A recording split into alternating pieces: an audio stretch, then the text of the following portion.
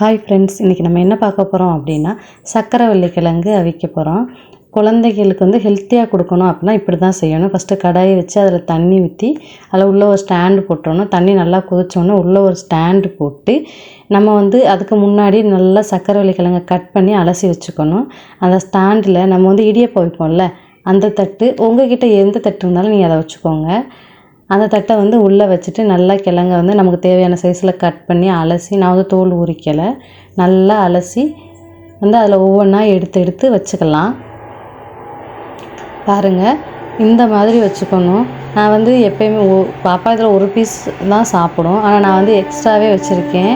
எதுக்காக அப்படின்னா இப்போ அவிச்சோன்னா நல்ல ஹெல்த்தியும் கூட. நிறைய அவிச்சா யாரும் எங்கள் வீட்டில் சாப்பிட மாட்டாங்க. கம்மியாக அவிச்சா ஆளுக்கு ஒன்று எடுத்து டேஸ்ட்டு பார்ப்பாங்க, அவ்வளோதான். அதனால தான் பாருங்கள். இப்போ இந்த அளவுக்கு நல்லா நீட்டாக அடுக்கிட்டு அதுக்கப்புறம் நம்ம நல்லா மூடி போட்டு எப்படி இட்லி அவிப்போமோ அது மாதிரி மூடி போட்டு வேக வச்சுக்கலாம். ஆவியில் வேகிறது தான் ரொம்ப ஹெல்த்தியானது. நம்ம தண்ணியில் போட்டு வேக வைப்போம், ஆனால் அது அவ்வளோ ஹெல்த்தி கிடையாது. இப்போ பாருங்கள், நல்லா வெந்துருச்சு. இப்போ ஓப்பன் பண்ணிவிட்டு நம்ம அதை கத்திக்கிட்டேயோ இல்லை சின்னக்கிடிக்கிட்டேயோ குத்தி பார்த்தோம் அப்படின்னா நல்லா வெந்திருக்குது நமக்கு தெரியும். இப்போ பாருங்கள், குத்தினோடனே எந்த அளவுக்கு உள்ள சாஃப்டாக உள்ளே இறங்குது அப்படின்னு. அதுக்கப்புறமா அதை எடுத்துடலாம். எடுத்து தோலை உரிச்சிடணும். நம்ம குழந்தைங்களுக்கு கொடுக்குறதுனால நம்ம என்ன பண்ணணும் அப்படின்னா தோலை உரிச்சிடணும். உங்களுக்கு டவுட்டாக இருந்துச்சு அப்படின்னா நீங்கள் எல்லா கிழங்குலையும் கூட குத்தி பார்க்கலாம். எனக்கு குத்தி பார்க்க பிடிச்சிருந்துச்சி, அதனால் நான் எல்லா கிழங்குலையும் குத்தி பார்த்தேன். இந்த மாதிரி நல்லா தோலை எல்லா பக்கட்டும் உரிச்சிடணும். கிழங்கு மோஸ்ட்லி இப்போலாம் வாங்குகிற கிழங்கு அரைக்கு எதுவும் இருக்கிறதில்ல, அந்த கசப்பு தன்மை. இதே மாதிரி நல்லா உரிச்சிடணும் எல்லா கிழங்கையும். நமக்கு எத்தனை கிழங்கு தேவையோ அதை மட்டும் உரிச்சிக்கிட்டால் போதும். எனக்கு இப்போதைக்கு இது போதும். அடுத்ததாக நம்ம மிக்சியில் அதை நசுக்கி சேர்த்துக்கலாம். சேர்த்து அதில் கொஞ்சமாக தண்ணி விட்டு மிக்சியில் அரைச்சோம் அப்படின்னா நல்ல ஃபைன் பேஸ்ட்டாக வரும். நான் எல்லாத்தையும் எடுத்து வச்சுட்டு ஒரு 2 பீஸ் மட்டும்தான் நான் அதில் பிசைஞ்சு விட்டுருக்கேன்.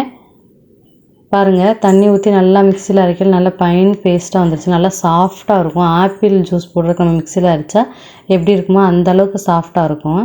இதை அடுத்து நம்ம தனியாக ஒரு காப்பி சல்லடை இருக்குது பார்த்தீங்களா, இந்த மாதிரி சில்வர் சல்லடை எடுத்துக்கோங்க, பிளாஸ்டிக் எடுத்துக்காதீங்க. இதில் நான் 2 ஸ்பூன் எடுத்து வச்சு அதை ஸ்பூனுக்கிட்ட நல்லா அப்படியே மசிச்சு விட்டுட்டே இருந்தோம் அப்படின்னா அந்த நார் எல்லாமே என்னாகும் அப்படின்னா காப்பி சல்லடையிலே தங்கிரும். அந்த நல்ல சாஃப்டான ஸ்மூத்தான பேஸ்ட் மட்டும் அந்த பவுலில் வந்துடும். பாருங்கள், இந்த மாதிரி செஞ்சிட்டே இருக்கணும், கடகடன்னு செஞ்சிட்டே இருக்கல இந்த அளவுக்கு வந்துடும். இந்த ஃபைன் பேஸ்ட்டாக வந்ததுக்கப்புறம் இதை நம்ம குழந்தைங்களுக்கு கொடுக்கலாம். இதை செஞ்சு பார்த்துட்டு எப்படி இருந்துச்சுன்னு சொல்லுங்கள். ஆனால் சக்கரவள்ளி கிழங்கு குழந்தைகளுக்கு கொடுக்குறது ரொம்ப நல்லது அப்படின்னு சொல்கிறாங்க. ஃபஸ்ட்டு பேபி பெற்றிருக்கவங்களுக்கு நிறைய பேருக்கு தெரியாது. ஃபஸ்ட் டைம் ஒரு குழந்தைக்கு ஒன்று ஊட்டணும் அப்படின்னா ஒரு 3 or 5 days அதை ரெகுலர் பண்ணணும். டாட்டா, இதை செஞ்சு பார்த்துட்டு எப்படி இருந்துச்சுன்னு சொல்லுங்கள்.